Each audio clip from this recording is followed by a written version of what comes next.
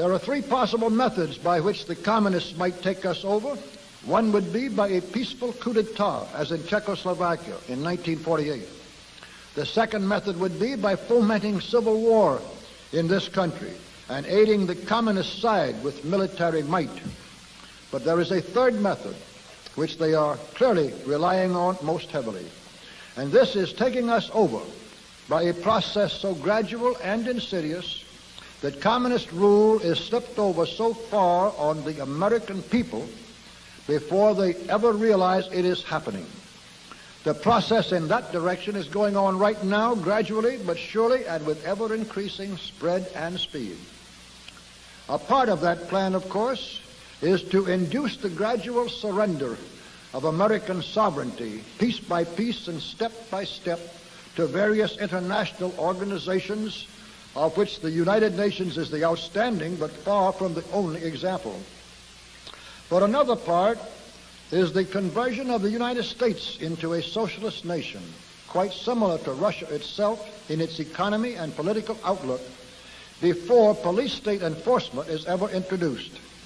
The best way to explain the aim here is simply to quote the directive under which some of the very largest American foundations have been secretly but visibly working for years. This directive is so to change the economic and political structure of the United States that it can be comfortably merged with Soviet Russia. Now, here are the communist aims for the United States. 1. Greatly expanded government spending for every conceivable means of getting rid of ever larger sums of American money as wastefully as possible. 2. Higher and then much higher taxes. 3. An increasingly unbalanced budget despite the higher taxes. 4. Wild inflation of our currency. 5. Government controls of prices, wages, and materials, supposedly to combat inflation. 6. Greatly increased socialistic controls over every operation of our economy and every activity of our daily lives. This is to be accompanied naturally and automatically by a correspondingly huge increase in the size of our bureaucracy and in both the cost and reach of our domestic government. 7. Far more centralization of power in Washington and the practical elimination of our state lines. There is a many-faceted drive at work to have our state lines eventually mean no more within the nation than our county lines do now within the states. 8. The steady advance of federal aid to and control over our educational system, leading to complete federalization of our public education. 9.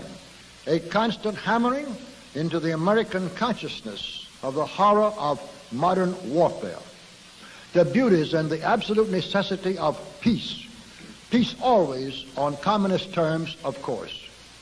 And 10, the consequent willingness of the American people to allow the steps of appeasement by our government which amount to a piecemeal surrender of the rest of the free world and of the United States itself. In summary, gentlemen, we are losing, rapidly losing, a Cold War in which our freedom, our country, and our very existence are at stake. And while we don't seem to know we are losing this war, you can be sure the communists do. There is just one thing, only one thing in the whole world which the communists fear today. It is that despite their tremendous influence in our government and over all of our means of mass communication, the American people will wake up too soon to what has really been happening and what is now happening right under their very noses. The only thing which can possibly stop the communists is for the American people to learn the truth in time.